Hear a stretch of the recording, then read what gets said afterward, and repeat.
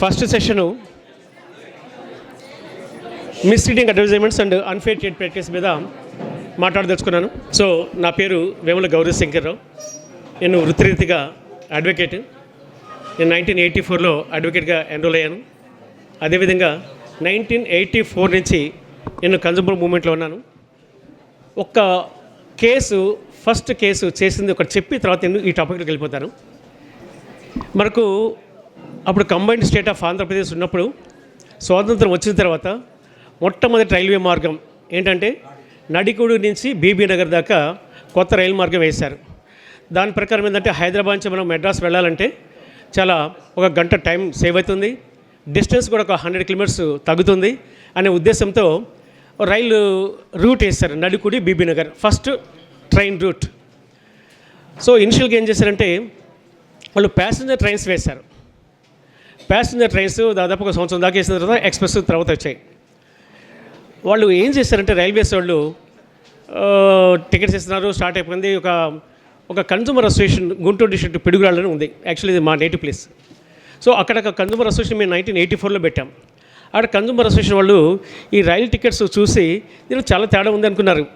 ఏంటంటే మనకు ఆర్టీసీ బస్సులో ఆ కాలంలో ఎర్ర బస్సులు ఉంటాయి, ఇది అందరు తెస్తుంది కదా, passenger buses. So passenger buses rate తక్కువ ఉంటుంది. అదేవిధంగా రైల్వేస్ వాళ్ళు మొట్టమొదటిగా ఒక దాదాపు 1.5 year 2 years దాకా ప్యాసింజర్ సర్వీసే నడిపారు ఆ రూట్లో.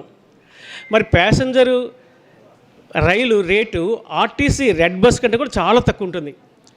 కానీ ఇక్కడ చూస్తే ఆర్టీసీ ప్యాసింజర్ బస్ కంటే కూడా ఈ రైల్వే వాళ్ళు వేసిన ప్యాసింజర్ ట్రైన్స్ ఫేరు చాలా ఎక్కువ ఉంది. వాళ్ళు స్టడీ చేశారు. హైదరాబాద్ నుంచి గుంటూరుకి ఎన్ని కిలోమీటర్లు, హైదరాబాద్ నుంచి నల్గొండకి ఎన్ని కిలోమీటర్స్, హైదరాబాద్ నుంచి మిర్యాలగూడకి ఎన్ని కిలోమీటర్స్ చూస్తే వాళ్ళు ఏం చేస్తారంటే మన దగ్గర చెప్పకుండా ఇండైరెక్ట్గా 50% ఎక్స్ట్రా ఫేర్ వసూలు చేస్తున్నారు. మీకు హైదరాబాద్ నుంచి నల్గొండకి 100 కిలోమీటర్ అనుకోండి, వాళ్ళ టికెట్ మీద 150 కిలోమీటర్స్ ప్రింట్ చేసి మన దగ్గర నుంచి 150 కిలోమీటర్స్ డబ్బులు వసూలు చేస్తున్నారు ఫేర్. అదే Hyderabad to Guntur 280 kilometres actual distance. ఆ 280కి 360 కిలోమీటర్స్ ప్రింట్ చేసి 360 కిలోమీటర్స్కి మన దగ్గర నుంచి ఫేర్ వసూలు చేస్తున్నారు. ఈ విషయాన్ని ఒక పిడుగురాళ్ళ కన్జ్యూమర్ సొసైటీ అని చెప్పేసి ఆ కన్జ్యూమర్ అసోసియేషన్లో టేకప్ చేసి మనకు కన్జ్యూమర్ స్టేట్ కమిషన్లో కేసేస్తారు. కేసేస్తే వాళ్ళు ఏం చేస్తారంటే వచ్చారు, అపీర్ అయ్యారు రైల్వే డిపార్ట్మెంటు. తర్వాత వాళ్ళు కౌంటర్ వేశారు. ఏంటంటే కొత్త రైల్వే మార్గం కాబట్టి మాకు ఇన్కమ్ తక్కువ ఉంటుంది, ఇన్వెస్ట్మెంట్ ఎక్కువ ఉంటుంది, కాబట్టి పీరియాడికల్గా మేము రివ్యూ చేస్తాము. కొత్త ట్రైన్స్ వేసిన తర్వాత ఎక్స్ప్రెస్ వచ్చిన తర్వాత అప్పటిదాకా ప్యాసింజర్స్ వేస్తాము. బట్ మాకు ఓవర్ హెడ్స్ ఎక్కువ ఉంటాయి కాబట్టి ఇన్కమ్ తక్కువ ఉంటుంది కాబట్టి మాకు రైల్వేస్ యాక్ట్ ప్రకారము ఎక్కువ ఫేర్ వసూలు చేసుకోవడానికి రైట్ ఉంది, ప్రొవిజన్ ఉంది అని చెప్పేసి ఆర్గ్యుమెంట్ చేశారు. వాళ్ళు ఉదాహరణకి ఇచ్చారు, ఏదో నార్త్ ఈస్టర్న్ స్టేట్లో ఎక్కడో ఓ రైలు మార్గం, తర్వాత గోవాలో ఇంకొక రైలు మార్గం, అక్కడ 1.5% అంటే 50% ఎక్స్ట్రా వసూలు చేస్తుంది, 100% ఎక్స్ట్రా వసూలు చేస్తుంది, 150% ఎక్స్ట్రా వసూలు చేసేవి ఒక 2-3 ఇన్స్టెన్సెస్ ఉదాహరణలు ఆ కౌంటర్లు వేశారు. వాళ్ళు చెప్పేది ఏంటంటే మాకు ఇనిషియల్ పీరియడ్లో వైబిలిటీ ఉండదు, ఇన్వెస్ట్మెంట్ ఎక్కువ ఉంటుంది కాబట్టి మాకు రైల్వే యాక్ట్ ప్రకారము ఎనేబులింగ్ ప్రొవిజన్ ఉంది కాబట్టి మేము ఇక్కడ దీంట్లో 50% ఎక్స్ట్రా వసూలు చేస్తున్నామని చెప్పారు. కానీ వాళ్ళు ఎక్స్ట్రా వసూలు చేస్తే సపరేట్గా సర్ఛార్జ్నో ఇంకోటనో చెప్పాలి. కానీ వాళ్ళు చేసిందంటే టికెట్ మీద 100 కిలోమీటర్ డిస్టెన్స్ ఉంటే దానికి 150 కిలోమీటర్స్ ప్రింట్ చేసి, అంటే ఒక 50% ఆర్టిఫిషియల్గా ఇన్ఫ్లేట్ చేసి ఇన్ఫ్లేటెడ్ డిస్టెన్స్ మీద మన దగ్గర వసూలు చేస్తున్నారు. సో దీన్ని స్టేట్ కమిషన్ అప్పుడు ఫస్ట్ ప్రెసిడెంట్ జస్టిస్ లక్ష్మణరావు గారు ఉన్నారు. ఆయన అన్నారు this amounts unfair trade practice. So actual consumers మీరు మిస్లీడ్ చేస్తున్నారు. డిస్టెన్స్ 100 కిలోమీటర్స్ ఉంటే 150 కిలోమీటర్స్ ప్రింట్ చేస్తున్నారు. సో ప్రింటింగ్ అనేది false distance. So this is a false information, it also amounts to unfair trade practice అని చెప్పేసి I'm going to deliver judgement అని చెప్పేసి ఆయన రిజర్వ్ చేసుకుపోతున్నారు. అప్పుడు రైల్వే వాళ్ళు వాళ్ళ స్టాండింగ్ హౌస్లో మాకు కొద్దిగా టైం ఏమని చెప్పేసి టైం తీసుకొని నెక్స్ట్ అడ్జర్న్మెంట్కి ఈ రైల్వే వాళ్ళు ఆ ప్రాక్టీస్ అంతా విత్డ్రా చేసేసి యాక్చువల్ డిస్టెన్స్ ఎంత ఉంటే యాక్చువల్ అమౌంట్ మన దగ్గర వసూలు చేసిన తర్వాత, సో ఈ రూట్లో రోజుకి ట్రైన్స్ వెళ్తున్నాయి, వేల మంది లక్షల మంది ప్యాసింజర్ వెళ్తున్నారు. సో ఇది ఒక కన్జ్యూమర్ అసోసియేషను టేకప్ చేసి అన్ఫేర్ ట్రేడ్ ప్రాక్టీస్ అడాప్ట్ చేసినందువల్ల రైల్వేస్ ఎంతోమంది నష్టపోతున్నామంటే కన్జ్యూమర్ ప్రొటెక్షన్ యాక్ట్ కింద కన్జ్యూమర్ స్టేట్ కమిషన్ ఇంటర్ఫియర్ అయ్యి ఇది అన్ఫేర్ ట్రేడ్ ప్రాక్టీస్ అని చెప్పి చెప్పింది. సో అక్కడి నుంచి బిగిన్ చేసుకుంటే ఒక్కటి మీకు రోజు మనము టీవీలు చూస్తుంటాం, యాడ్స్ చూస్తుంటాం, పేపర్లు చూస్తుంటాం, అడ్వర్టైజ్మెంట్ విపరీతంగా వస్తుంటాయి. ఏదైనా సరే కొత్త కంపెనీ పెట్టినప్పుడు కొత్త మ్యానుఫ్యాక్చర్ చేసినప్పుడు ప్రొడక్ట్స్ మార్కెట్లో కొత్తగా వచ్చినప్పుడు అది అడ్వర్టైజ్మెంట్ చేసుకుంటారు. యాక్చువల్ చేసుకోవాలి. అడ్వర్టైజ్మెంట్ ఈజ్ హాఫ్ బిజినెస్ అంటారు ఎకనామిక్స్లో. So advertisement is half business. Advertisement purpose ఏంటంటే ఏదైనా మేడం ప్లీజ్ కూర్చోండి. అడ్వర్టైజ్మెంట్ పర్పస్ ఏంటంటే కొత్త ప్రోడక్ట్ కానీ కొత్త సర్వీస్ కానీ మార్కెట్లోకి వచ్చిందని తెలియపరచాలి. అంటే ఎవరికి తెలిస్తేనే కదా కొనుక్కునేది. సో కొత్త న్యూ ప్రోడక్ట్స్ వస్తాయి, టోటల్గా న్యూ ఇన్వెన్షన్స్ వస్తాయి. అది కన్జ్యూమర్ తెలియదు. తెలియాలి. సో ఏదో విధంగా మార్కెట్ చేయాలి. మార్కెట్ అంటే అడ్వర్టైజ్మెంట్ ద్వారా వ్యాపార ప్రకటనల ద్వారా తెలియజేస్తారు. సో అడ్వర్టైజ్మెంట్ చేయడం అనేది తప్పు కాదు, చట్ట ప్రకారంగా అనుమతించింది. సో దీంట్లో తర్వాత ఇంట్రడక్షన్ ప్రోడక్ట్ కొత్త ప్రోడక్ట్ వచ్చినప్పుడు అడ్వర్టైజ్ చేస్తారు. అదేవిధంగా మార్కెట్ని స్టెబిలైజ్ చేసుకోవడం కోసం అది అడ్వర్టైజ్మెంట్ ఇస్తారు. అదేవిధంగా మార్కెట్ని పెంచుకోవడం కోసం కూడా అడ్వర్టైజ్మెంట్ ఇస్తారు. సో ఈ అడ్వర్టైజ్మెంట్ రకరకాల మోడ్, అది పేపర్ ద్వారా కావచ్చు, ఎలక్ట్రానిక్ కావచ్చు, మౌత్ కావచ్చు, సైన్స్ కావచ్చు, సిగ్నల్స్ కావచ్చు, రకరకాల మోడ్. సో ఈ కొన్నేమో ఈ విధంగా to promote sales and supply of goods if any unfair విధంగా మిస్లీడింగ్ చేస్తూ మనకు ఏమైనా చేస్తే ఫాల్స్ ఇన్ఫర్మేషన్ ఇచ్చి only for the purpose of promoting their sales and services, అలాంటప్పుడు మనం మోసపోతే ఎవరైనా సరే వాళ్ళు అలాంటి కన్జ్యూమర్ ప్రొటెక్షన్ యాక్ట్ కింద మమ్మల్ని మోసం చేసి మిస్లీడ్ చేసి ఫాల్స్ అడ్వర్టైజ్మెంట్ ఇచ్చి మమ్మల్ని నష్టపరిచారు అని చెప్పేసి మన కన్జ్యూమర్ ప్రొటెక్షన్ యాక్ట్ కింద కేసు వేసడానికి అవకాశం ఉంది. నేను ఇందాక నుంచి దాదాపు సార్ గంట సేపు చెప్పారు, దాదాపు అందరూ కన్జ్యూమర్ ప్రొటెక్షన్ యాక్ట్ గురించి మీరు చెప్పారు. సో మీరు కూడా ఆల్రెడీ మీకు సబ్జెక్ట్ ఉంది కాబట్టి 2 నిమిషాలు చెప్తాను. సో మనకు ఆల్రెడీ గతంలో కన్జ్యూమర్ ప్రొటెక్షన్ యాక్ట్ 1986లో రావడానికి ముందు దాదాపు 3 డజన్ల చట్టాలు ఉన్నాయి. మనకు 1860 అన్వర్డ్స్ బ్రిటిష్ ఉన్నప్పటి నుంచే చాలా చట్టాలు ఉన్నాయి. ఆ తర్వాత మనకు స్వాతంత్రం వచ్చినప్పుడు చాలా చట్టాలు ఉన్నాయి. దాని తర్వాత ఎన్నో అమెండ్మెంట్స్ చేసుకున్నాం. దాని తర్వాత కొత్త చట్టాలు తీసుకొచ్చుకున్నాం. సో అదే ప్రాసెస్, ఇన్ని చట్టాలు ఉన్నా, ఇన్ని కోర్టులు ఉన్నా, ఇంత అఫీషియల్ మిషనరీ ఎన్ఫోర్స్మెంట్ చేస్తానికి ఉన్నప్పుడు కూడా స్టిల్ కన్జ్యూమర్స్ వాళ్ళ రైట్స్ వైలేట్ అవుతున్నాయి. కన్జ్యూమర్స్ ఎక్స్ప్లాయిటేషన్ జరిగిపోతూనే ఉంది. సో ఈ కన్జ్యూమర్ ఎక్స్ప్లాయిటేషన్కి జరగకుండా ఉండాలంటే ఉన్నటువంటి రెగ్యులర్ కోర్ట్స్ కానీ రెగ్యులర్ చట్టాలు కానీ అరికట్టలేకపోతుంది అనే ఉద్దేశంతో ప్రపంచవ్యాప్తంగా ఈ విధంగా మిస్లీడ్ అయిపోతున్నారు కన్జ్యూమర్స్. ఉన్నటువంటి రెగ్యులర్ కోర్ట్స్ ద్వారా న్యాయం పొందట్లేదు, ఎక్కువ మంది సఫర్ అవుతున్నారనే ఉద్దేశంతో ప్రపంచవ్యాప్తంగా ఈ కన్జ్యూమర్ ఎక్స్ప్లాయిటేషన్ ఉంది. కొన్ని దేశాలు తక్కువ ఉంటుంది, కొన్ని దేశాల్లో ఎక్కువ ఉంటుంది. ఈ అండర్ డెవలప్డ్ కంట్రీస్ కానీ ఎడ్యుకేషన్ తక్కువ ప్రాంతాల్లో కానీ ఎక్స్ప్లాయిటేషన్ ఎక్కువ ఉంటుంది. మిస్లీడింగ్ అడ్వర్టైజ్మెంట్, డూప్లికేట్స్ ఇలాంటివి ఎక్కువ ఉంటాయి. సో దీనికి ఆల్టర్నేటివ్గా ఏం చేయాలని చెప్పేసి 1985లో యుఎన్ఓలో ఒక రెజల్యూషన్ పాస్ చేసి ఆల్ ది మెంబర్ కంట్రీస్ వాళ్ళ దేశంలో ప్రత్యేకమైన చట్టాలు కన్జ్యూమర్కి ప్రొటెక్షన్ ఇవ్వడానికి ఆల్టర్నేటివ్గా చట్టాలు ఏర్పాటు చేయండి అని చెప్పారు. సో 1985 యుఎన్ రెజల్యూషన్ తర్వాత 1986లో మన దేశంలో కన్జ్యూమర్ ప్రొటెక్షన్ యాక్ట్ అది వచ్చింది. అది మనకు ఇంప్లిమెంటేషన్ మటుకు ఆఫ్ కోర్స్ అది కూడా చెప్పాలి. అది ప్రెసిడెంట్ ఆఫ్ ఇండియా అప్పుడు 1986 డిసెంబర్ 24న అసెంట్ ఇచ్చారు, అంటే ఆయన యాక్సెప్ట్ సంతకం చేశారు. సో ప్రెసిడెంట్ మార్చ్ 15th అనేది వరల్డ్ కన్జ్యూమర్ డే అంటారు. అంటే 1982లో American president John F Kennedy గారు అమెరికన్ సిటిజన్స్ కోసం 4 హక్కులు ఇచ్చారు. Right to safety, right to information, right to choose, right to be heard. ఆ 4 హక్కులు ఇస్తే ప్రపంచవ్యాప్తంగా మనము వరల్డ్ కన్జ్యూమర్ డేని మార్చ్ 15 చేసుకుంటాం. ఆ తర్వాత మన దేశంలో ప్రత్యేకమైన చట్టము 1986లో వచ్చింది. దాన్ని డిసెంబర్ 24న మన ప్రెసిడెంట్ ఆఫ్ ఇండియా అసెంట్ ఇచ్చారు. కాబట్టి ఈ 24th డిసెంబర్ని మనము నేషనల్ కన్జ్యూమర్ డేగా జరుపుకుంటాం. సో నేషనల్ కన్జ్యూమర్ డే దాని యొక్క ఆబ్జెక్టివ్ ఏంటంటే national consumer day as well as world consumer day. So ప్రతి సంవత్సరం థీమ్ ఇస్తారు. ఆ థీమ్లో ఈ సంవత్సరం అంతా ఏ అంశం మీద మనము డిబేట్ చేయాలి, చర్చించాలి అనేది ఇస్తారు. సో ఈ సంవత్సరం డిజిటేషన్ మీద సార్ వాళ్ళు మాట్లాడతారు, ఒక టాపిక్ ఇచ్చారు. అయితే ఈ కన్జ్యూమర్ ప్రొటెక్షన్ యాక్ట్లో 1986లో అన్ఫేర్ ట్రేడ్ ప్రాక్టీసెస్ అనే డెఫినేషన్ ఉంది. అలాగే మిస్లీడింగ్ అడ్వర్టైజ్మెంట్స్ కూడా ఉన్నది. అదేవిధంగా ఎవరైనా సరే డిఫెక్టివ్ గూడ్స్ వల్ల మనకు కన్జ్యూమర్ నష్టపోయినా డెఫిషియన్సీ సర్వీసెస్ అంటే banks, insurance companies, finance companies, chit fund companies, real estates, అలా మెడికల్ ప్రొఫెషన్ కానీ or airways, water ways or road ways, కార్లు కానీ ప్రైవేట్ వెహికల్స్లో పోయినా కానీ దాంట్లో ఎక్కడైనా నష్టం వస్తే నష్టపోయిన కన్జ్యూమర్ ప్రొటెక్షన్ యాక్ట్ ద్వారా డెఫిషియన్సీ సర్వీస్ జరిగితే నష్టపరిహారం పొందొచ్చారు. So defective goods, deficiency services, అదేవిధంగా అన్ఫేర్ ట్రేడ్ ప్రాక్టీసెస్. ఏ ట్రేడర్ అయినా సరే, ఏ సర్వీస్ ప్రొవైడర్ అయినా సరే వాళ్ళ గూడ్స్ ప్రమోట్ చేసుకోవడం కోసం, వాళ్ళ సర్వీసెస్ ప్రమోట్ చేసుకోవడం కోసం మనకు మిస్లీడింగ్ ఇన్ఫర్మేషన్ ఇచ్చి మన చేత వస్తువు కనిపిస్తే ఆ నష్టపోయిన కన్జ్యూమర్ ప్రొటెక్షన్ యాక్ట్ ద్వారా కాంపెన్సేషన్ పొందడానికి, తగిన ఆదేశాలు పొందడానికి అవకాశం ఉంటుంది. 1986 యాక్ట్లో ఆల్రెడీ ఉంది. దాన్ని ఇప్పుడు మనకు కొత్తగా వచ్చిన చట్టం ఆ 1986 కన్జ్యూమర్ ప్రొటెక్షన్ యాక్ట్ని టోటల్గా రీప్లేస్ చేసి 2019లో కొత్త చట్టం వచ్చింది, కన్జ్యూమర్ ప్రొటెక్షన్ యాక్ట్ 2019. ఈ యాక్ట్ ఎప్పుడు వచ్చిందంటే ఫోర్స్లోకి 20th జూన్ 2020 నుంచి ఫోర్స్లోకి వచ్చింది. సో దీని ప్రకారం ఏంటంటే మీకు అన్ఫేర్ ట్రేడ్ ప్రాక్టీస్ అది దాదాపు పాత చట్టంలో కానీ కొత్త చట్టంలో కానీ దాదాపు 3 పేజీలు ఉంటుంది డెఫినేషన్. అన్ఫేర్ ట్రేడ్ ప్రాక్టీస్ అంటే 3 పేజీల డెఫినేషన్ ఉంది. సింపుల్గా చెప్పాలంటే ఎవడైనా వాడు వస్తువులు అమ్ముకోవాలంటే వాడు సర్వీసెస్ ప్రొవైడ్ అమ్మాలంటే దానికి కన్జ్యూమర్ని రకరకాల విధాలుగా మోసం చేసి రకరకాల రిప్రజెంటేషన్ చేసి మోసం చేస్తుంటారు. ఉదాహరణకి ఎవడైనా సెకండ్ హ్యాండ్ వస్తువుని కానీ రీకండిషన్ కానీ రిపేర్ది కానీ అలాంటి వస్తువు అసెంబ్ల్డ్ చేసి కొత్త ప్రోడక్టు అమ్ముతున్నాను అని చెప్పేసి అమ్మితే that is called unfair trade practice. తర్వాత ప్రైసెస్ ఆర్ వేరే వారంటీలు గ్యారంటీ ఇస్తారు. ఏదైనా కొత్త ప్రోడక్ట్ మార్కెట్లో అమ్మితే దీనికి 5 సంవత్సరాలు వారంటీ ఇస్తున్నా అంటాడు, ఇంకో ఫ్రెండ్స్ వచ్చి 7 సంవత్సరాలు అంటాడు, ఇంకో సంవత్సరం 3 సంవత్సరాలు అంటాడు.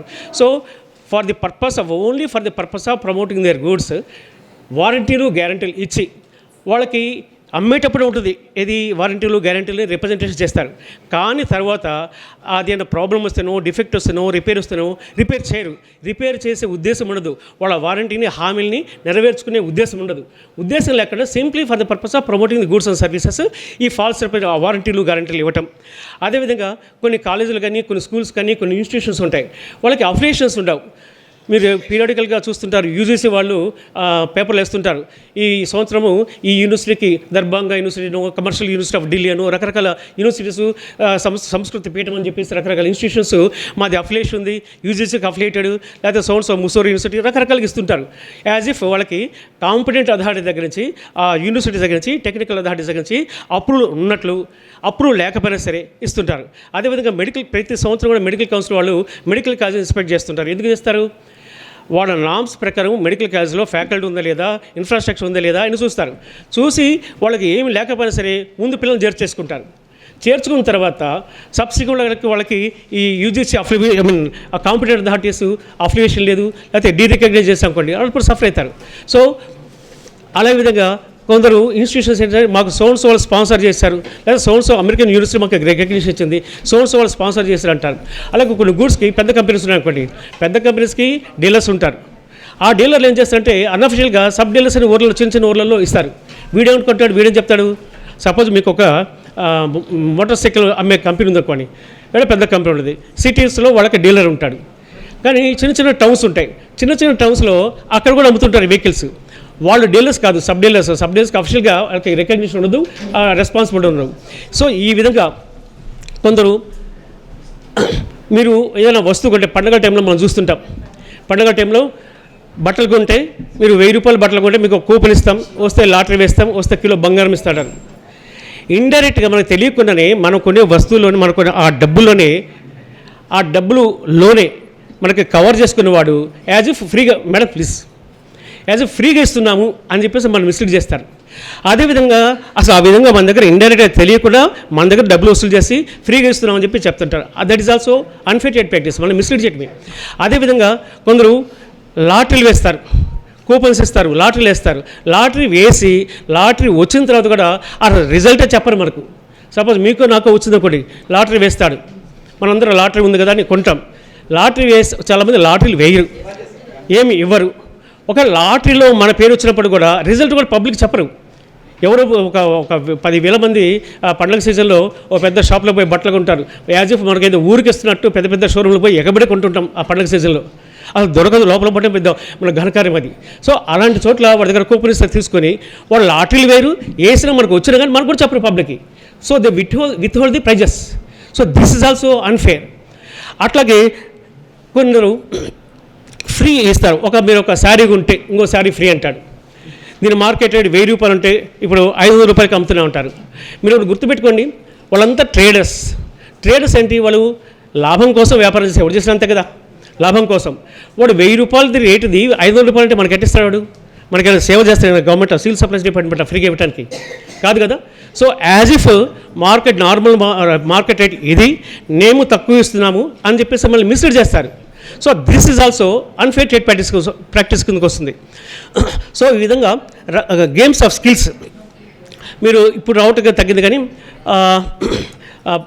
మన న్యూస్ పేపర్లో కానీ లేకపోతే వీక్లీస్లో కానీ చిన్న బాక్స్లో కానీ గళ్ళు పెడతారు. పైనుంచి కింద నుంచి పైకి, left to right to left, మీరు ఏదుకున్నా కానీ 25 నెంబర్ రావాలి లేకపోతే 75 నెంబర్ రావాలి అంటాడు. ఈ నెంబర్ మీరు పజిల్స్ ఫిలప్ చేసి పంపిస్తే మీకు ఓ టీవీ ఫ్రీగా ఇస్తాము, లేకపోతే కోల్డ్ ఇస్తాము, కూడా రకరకాలుగా ఇస్తామంటారు. సో పిల్లలంతా ఏం చేస్తారు, దీనికి అందరూ పోస్ట్ కార్డు రాసేసి పంపిస్తారు. సింపుల్గా ఎవడైనా పజిల్స్ ఫిలప్ చేస్తారు. ఫిలప్ చేసి వీళ్ళకు ఫ్రీగా వస్తుంది కదా పంపిస్తారు ఢిల్లీకో, ఎక్కడ చండీగఢ్ ఎక్కడ ఉంటుంది కంపెనీ వాడు. ఆడేం చేసిన తర్వాత మీరు బాగా కరెక్ట్గా ఫిలప్ చేస్తారు, ఈ గిళ్ళు పజిల్స్ బాగా ఫిలప్ చేశారు, మీకు ఆ టీవీ పంపిస్తాము. టీవీ పంపించాలంటే కనీసం 250 రూపాయలు మాకు పోస్టేజ్ కోసం డబ్బులు పంపించని అడుగుతాడు.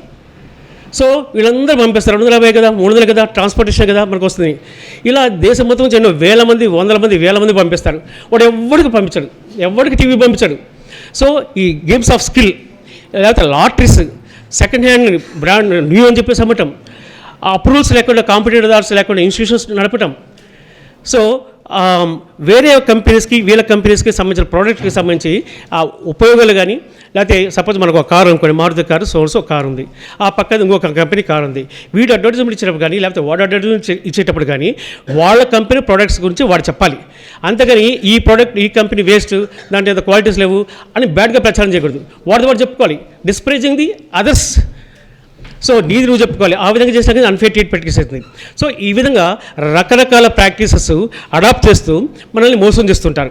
సో ఈ విధంగా అన్ఫేర్ ట్రేడ్ ప్రాక్టీసెస్ అడాప్ట్ చేసి మిస్లీడింగ్ అడ్వర్టైజ్మెంట్స్ రకరకాల పేపర్లో కానీ, టీవీలు కానీ, ఎలక్ట్రానిక్ మీడియా కానీ, మౌత్ కానీ ఏదో రకరకాలుగా మనకి ఇన్ఫార్మ్ చేసి, రాంగ్ ఇన్ఫర్మేషన్ ఇచ్చి మన చేత వస్తువులు కొనిపిస్తే దానివల్ల మనం చాలా సందర్భాల్లో ఆర్థికంగా నష్టపోతాం, కొన్ని సందర్భాల్లో మానసికంగా వేదన అనుభవిస్తాం, కొన్ని సందర్భాల్లో రోగాలు లాంటివి కూడా రావడానికి అవకాశం ఉంటుంది. సో ఈ విధంగా కన్సూమర్ అన్ఫేర్ ట్రేడ్ ప్రాక్టీసెస్ వల్ల, మిస్లీడింగ్ అడ్వర్టైజ్మెంట్ వల్ల, అంటే defective goods, deficient service apart from that, so ఈ ప్రాక్టీసెస్ వల్ల ఎవరైనా నష్టపోతే వాళ్ళు కూడా కన్సూమర్ కమిషన్స్లో, కన్సూమర్ ఫార్మ్లో కేసు వేయచ్చు అని చెప్పేసి ఇచ్చారు.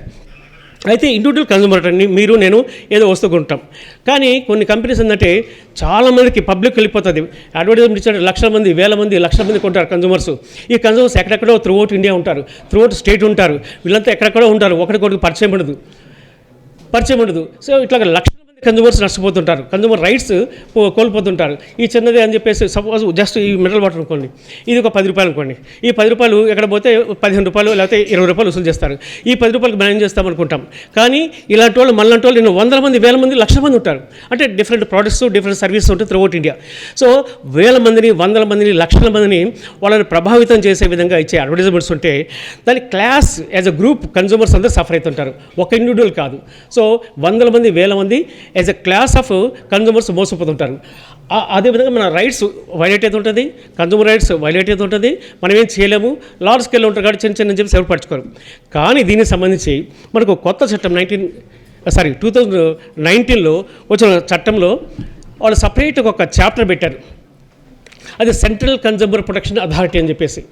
సెంట్రల్ కన్సూమర్ ప్రొటెక్షన్ అథారిటీ అంటే ఓవరాల్గా కన్సూమర్స్ యాజ్ ఏ లార్జ్, ఒక class of consumers, group of consumers, ఎందుకంటే అన్ఐడెంటిఫైడ్ కన్సూమర్స్ వందల, వేలు, లక్షల మంది ఉంటారు కాబట్టి వాళ్ళకి సంబంధించి ఇండైరెక్ట్ అందరూ నష్టపోతుంటారు. ఇండివిజువల్ కేసు తీసుకోవడం కష్టమైంది కాబట్టి సో కన్సూమర్ రైట్స్ వైలేట్ కాకుండా, వైలేట్ అయితే వాళ్ళకి నష్టపరిహారం వచ్చే విధంగా, మిస్లీడింగ్ అడ్వర్టైజ్మెంట్ చేస్తుంటే వాళ్ళని ఆపే విధంగా, మిస్లీడింగ్ అడ్వర్టైజ్మెంట్ చేయొద్దు అని చెప్పడానికి ఆ విధంగా కన్సూమర్ రైట్స్ ప్రమోట్ చేయడానికి ప్రత్యేకంగా as a class of consumers ఉన్నప్పుడు దానికి సంబంధించి సెంట్రల్ కన్సూమర్ ప్రొటెక్షన్ అథారిటీ అని చెప్పేసి ఒకటి ఢిల్లీలో ఏర్పాటు చేయడం జరిగింది. దానికి స్టేట్స్లో కూడా కన్సర్న్ డిస్ట్రిక్ట్ కలెక్టర్కి they are empowered to act under that CCPA, central consumer protection authority. ఇందాక పరసార్ గారు చెప్తూ CCPA ఫోర్స్లోకి రాలేదన్నారు, అది ఆల్రెడీ ఫోర్స్లోకి వచ్చిందండి. Central consumer secretary Nidhi Khare అని చెప్పేసి ఆమె she is the boss of that. So central consumer protection authority ఇలాంటి మిస్లీడింగ్ అడ్వర్టైజ్మెంట్ చూస్తే వాళ్ళంతా వాళ్ళు టేకప్ చేయొచ్చు, సూమోడ్గా టేకప్ చేయొచ్చు. అదేవిధంగా ఎవరైనా కన్సూమర్స్ కానీ రాసినా కానీ వాళ్ళు టేకప్ చేస్తారు. సో వాళ్ళకి ఏంటంటే ఇన్వెస్టిగేషన్ వింగ్ కూడా ఉంటుంది, పోలీస్ డిపార్ట్మెంట్ లాగా ఇన్వెస్టిగేషన్ వింగ్ ఉంటుంది. వాళ్ళు ఏమైనా కంప్లైంట్ ఇచ్చినా సీఎంబట్టి వాళ్ళ దృష్టికి వచ్చినప్పటికీ కూడా వాళ్ళు కంప్లైంట్ టేకప్ చేసి సీఎంబట్టిగా ఎంక్వైరీ కండక్ట్ చేయించేసి అలాంటి అథారిటీస్ మిస్లీడింగ్ చేసి ఆ కంపెనీస్ మీద వాళ్ళు యాక్షన్ తీసుకోవడానికి అవకాశం ఉంటుంది. ఎలాంటి యాక్షన్ అంటే ఫస్ట్ ఆఫ్ ఆల్ ఆ మిస్లీడింగ్ అడ్వర్టైజ్మెంట్ స్టాప్ చేయండి అని చెప్పచ్చు. మిస్లీడింగ్ అడ్వర్టైజ్మెంట్ రెక్టిఫై చేసి ప్రాపర్ అడ్వర్టైజ్మెంట్ చేయమని చెప్పచ్చు. అదేవిధంగా అన్ఫేర్ అడాప్ట్ ప్రాక్టీసెస్ మళ్ళీ అడాప్ట్ చేయదని చెప్పచ్చు, ప్రొహిబిషన్ చేయొచ్చు. అదేవిధంగా సెలబ్రిటీస్ ఉంటారు, నాకు చెప్పారు సార్, చాలామంది సెలబ్రిటీస్ అడ్వర్టైజ్మెంట్ ఇస్తుంటారు. ఇప్పుడు మన కూల్ డ్రింక్స్ ఉన్నాయనుకోండి, పూర్వకాలం అయితే అందరికి ఇచ్చేవాళ్ళు. మినిమం 5 years లోపు ఉన్న పిల్లలకి అసలు కూల్ డ్రింక్స్ తాగకూడదు, ప్రొహిబిషన్ ఉంటుంది. అలాంటి ఇంతకుముందు చాలామంది మనం చూస్తుంటాం, సినిమా యాక్టర్స్ వీళ్ళు రోజు టీవీలు ఇస్తుంటారు. ఎవరైనా సెలబ్రిటీస్ కానీ టెన్నిస్ స్టార్స్ కానీ సినిమా యాక్టర్స్ కానీ ఎవరైనా సరే, మీరు కానీ నేను కానీ మనం ఏమైనా సెలబ్రిటీస్ అయి ఉంటే, మనం ఏదైనా కంపెనీ వాళ్ళు మన సెలబ్రిటీస్ సర్వీసెస్ ఉపయోగించుకొని వాళ్ళు టీవీ ద్వారా కానీ ప్రెస్ ద్వారా కానీ కన్జ్యూమర్స్కి ఇలాంటి మిస్లీడింగ్ ఇన్ఫర్మేషన్ ఇస్తే అల్టిమేట్గా ఆ ఉత్పత్తిదారుడు కానీ ఆ సర్వీస్ ప్రొవైడర్ కానీ దాంట్లో యాక్ట్ చేసినవాడు కానీ దాన్ని స్పాన్సర్ చేసినవాడు కానీ వితౌట్ అసర్టైనింగ్ ది ట్రూ ఫ్యాక్ట్స్ కాకుండా ఈ మిస్లీడింగ్ చేసే విధంగా దాంట్లో యాక్ట్ చేస్తే, ప్రమోట్ చేసినా, అడ్వర్టైజ్మెంట్ చేసినా వాళ్ళ మీద ఫైన్ వేయడానికి అవకాశం ఉంది. ఫస్ట్ టైం అయితే 10 లక్షల దాకా ఫైన్ వేయచ్చు అలాంటి సంస్థల మీద. రిపీట్ చేస్తే అప్ టు 50 lakhs దాకా ఫైన్ చేయొచ్చు. అవసరం అనుకుంటే మినిమం 1 year ఇంప్రిజన్మెంట్ వేయచ్చు. మళ్ళీ రిపీట్ చేస్తే 3 years దాకా ఇంప్రిజన్మెంట్ వేయడానికి అవకాశం ఉంటుంది. సో ఇది సెంట్రల్ కన్జ్యూమర్ ప్రొటెక్షన్ యాక్ట్ అని mainly for protecting the rights of the consumers, promoting the rights of the consumers వాళ్ళు సీమెట్గా తీసుకోవచ్చు. అదేవిధంగా CCPA వాళ్ళు ఏం చేస్తారంటే, ఏదైనా హైకోర్టు కానీ లేకపోతే కన్జ్యూమర్ ఫోరం కానీ నేషనల్ కమిషన్ కానీ స్టేట్ కమిషన్ కానీ వాళ్ళు కూడా డైరెక్ట్ కేసు వేయచ్చు. కొన్ని వాళ్ళు యాక్షన్ తీసుకోవచ్చు, కొన్ని ఏంటంటే కన్జ్యూమర్స్ తరఫున వాళ్ళు కూడా కేసు వేయచ్చు. ఏదైనా పెండింగ్ కేసులు ఉంటే వాళ్ళు కూడా ఇంపీడ్ కావచ్చు, వాళ్ళు కూడా జాయిన్ అయ్యి కన్జ్యూమర్స్ తరఫున హైడ్ చేయొచ్చు. అదేవిధంగా వాళ్ళ డ్యూటీ CCPA డ్యూటీ ఏంటంటే కన్జ్యూమర్ అవేర్నెస్ ప్రమోట్ చేయటం, అవసరమైతే రకరకాల సెమినార్ కానీ అంటే కండక్ట్ చేయటం, రీసెర్చ్ ప్రమోట్ చేయటం. అదేవిధంగా ఈ వేరే కన్జ్యూమర్ సేఫ్టీ అలర్ట్స్ ఇస్తుంటారు. కొన్ని సందర్భాల్లో సపోజ్ కరోనా వచ్చిందనుకోండి, కరోనా వస్తే ఏం సేఫ్టీ ప్రికాషన్ తీసుకోవాలి, చేతులు కట్టుకోవాలి, అటు చేయాలి, ఇటు చేయాలి, భద్రం తిరగదు, మాస్క్ పెట్టుకోవాలి, జస్ట్ అలాగా. సో కన్జ్యూమర్ సేఫ్టీ అలర్ట్స్ ఇవ్వటం. అలాగా ఫ్యూచర్లో ఇంకా ఇలాంటి కంపెనీస్ ఉంటే వాళ్ళ మీద యాక్షన్ తీసుకోవడానికి అవకాశం ఉంటుంది. సో ఈ విధంగా సెంట్రల్ కన్జ్యూమర్ ప్రొటెక్షన్ అథారిటీకి సొంతగా ఫైన్ వేయచ్చు, ఇంప్రిజ్మెంట్ చేయొచ్చు, ప్రొహిబిట్ చేయొచ్చు. వీళ్ళు ఇచ్చిన అథారిటీ మీద, వీళ్ళు ఇచ్చిన జడ్జిమెంట్ మీద ఎవరికైనా ట్రేడర్స్ కానీ సివిల్ సప్లయర్స్ ఆఫ్ ఎవరైనా ఉంటే, సెలబ్రిటీస్ అని ఉంటే, నష్టపోయిన ఉంటే, ఎఫెక్ట్ అయిన వాళ్ళు అప్పీల్ చేసుకోవాలి, డైరెక్ట్గా నేషనల్ కమిషనర్ చేసుకోవాలి. డిస్ట్రిక్ట్ ఫోరం కానీ స్టేట్ కమిషనర్ కానీ ఫోరం కానీ, పూర్వకాలం మనం కన్జ్యూమర్ ఫోరం అనేవాళ్ళమండి. ఈ కొత్త యాక్ట్ ప్రకారం ఫోరం తీసేశారు.